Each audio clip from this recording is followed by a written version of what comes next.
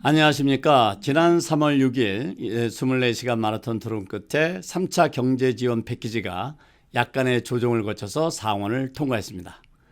이제 다시 하원으로 보내져서 상원에서 조정된 안이 내일, 그러니까 3월 9일에 투표에 붙여질 예정입니다.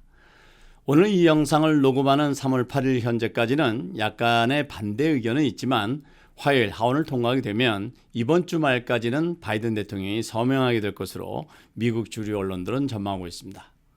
그래서 오늘은 아직까지는 확정 법안은 아니지만 그대로 법안으로 확정될 가능성이 높기 때문에 하원을 통과했던 안과 이번에 통과된 상원안에 어떤 내용이 조정되었는지를 이해해보고 향후 일정도 함께 전망해 보도록 하겠습니다. 먼저 이 3차 경제지원금 개인당 $1,400의 그 지급 진행이 어떻게 되는지를 생각해 보겠습니다. 아시다시피 실업수당 연장 지급안이 3월 14일이면 마감이 됩니다. 따라서 하원을 통과하고 바이든 대통령이 서명하기까지의 기간은 늦어도 3월 14일까지는 이루어질 것으로 주류 언론들은 예상하고 있습니다.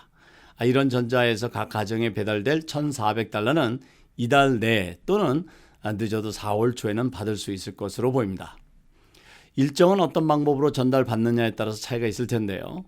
디렉트 디파짓의 경우는 IRS에서 2주 정도면 첫 지급이 시작될 것이라고 발표한 것을 기초로 생각해 볼 때 3월 말 이전에 받기 시작할 수 있을 것으로 보이지만 수표나 이제 데비카드 같은 경우에는 2 내지 4주 정도 더 소요될 수 있기 때문에 실제로 지원금이 도착하는 시간은 더 걸릴 수 있겠습니다. 특히 지금 연방국세청은 1년 중 가장 바쁜 텍스 시즌 한가운데 있습니다. 따라서 모든 처리가 물리적으로 다른 시기보다도 시간이 더 소요될 수밖에 없는 점 참고하셔야겠습니다.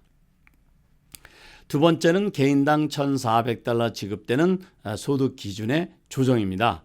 하원 통과하는 싱글의 경우 $75,000부터 줄어들기 시작해서 $100,000가 넘게 되면 받을 수 없었지만 이번 조정안은 $80,000가 넘게 되면 받을 수 없게 됩니다. 그리고 하원안은 부부 공동으로 세금 보고할 경우에는 $150,000부터 줄어들기 시작해서 $200,000가 넘으면 받을 수 없도록 정했었는데 이번에 상원을 통과한 조정안은 $160,000가 넘으면 받을 수 없게 됩니다. 따라서 1차와 2차보다 지원 대상 소득이 낮아진 점 참고하셔야겠습니다.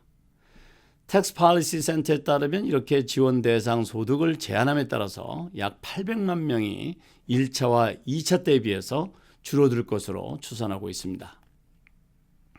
세 번째는 2019년 소득과 2020년 소득의 차이가 있어서 지원 자격에 기로에 있을 경우에는 어떻게 되는가입니다.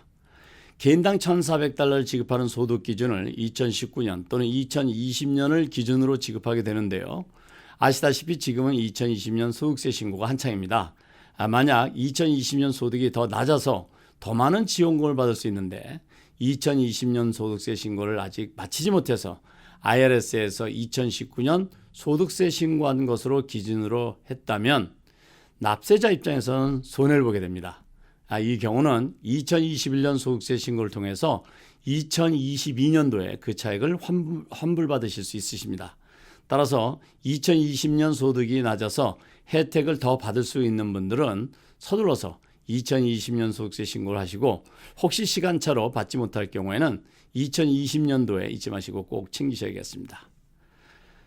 네 번째는 실업수당에 대한 조정입니다. 앞서 말씀드렸던 것처럼 현재 진행되고 있는 실업수당은 3월 14일이면 마감이 됩니다. 실업수당 지급의 연장이 주당 $400로 8월 29일까지 지급하는 것으로 하원을 통과했는데 이 안이 상원에서 약간 조정이 되었습니다. 상원에서 조정된 것은 연장 실업수당을 주당 $300를 그대로 유지하고 대신 실업수당 지급을 9월 6일로 하원안보다 약 일주일 더 연장해서 지급한다는 것입니다. 그리고 여기서 중요한 것은 소득이 $150,000 이하의 가정의 경우 실업수당 수령액의 첫 $12,200까지는 면세해 주겠다는 안이 추가되었습니다. 다섯 번째는 실직자들에 대한 건강보험 지원입니다. 일반적으로 실직하게 되면 그동안 회사로부터 지원받았던 건강보험 혜택도 없어지게 됩니다. 그런데 실직했을 경우에 18개월 동안 보험금만 납부하면 보험을 계속 유지할 수 있는 보험이 있습니다. 이것을 코브라라고 하는데요. 하원 통과안에는 이 코브라 보험금의 85%까지 지원해주는 안이 있었습니다. 이것을 이번에 통과된 상원안에서는 이 보험금을 9월 말까지 100% 지원해주겠다는 것입니다. 이외에 캘리포니아 베이 에리어의 지하철 공사 지원과 뉴욕의 대교 건설 지원안들은 삭제되었고 한 달간 렌트와 몰기지 그리고 유틸리티를 지원하는 예산이 추가되었습니다. 이것은 이 안이 최종 결정되게 되면 주정부나 로컬 정부를 통해서 지원이 이루어질 것으로 예상됩니다. 따라서 이 지원이 필요하신 분들은 각자가 자신이 거주하는 주와 로컬 정부의 웹사이트를 수시로 점검해서 업데이트되는 정보를 잘 챙기셔야겠습니다. 오늘은 지난 3월 6일 상원을 통과한 3차 경제 구제안 중에 상원에서 조정된 개인에게 영향을 줄 수 있는 내용을 살펴보았습니다. 오늘은 여기까지입니다. 감사합니다.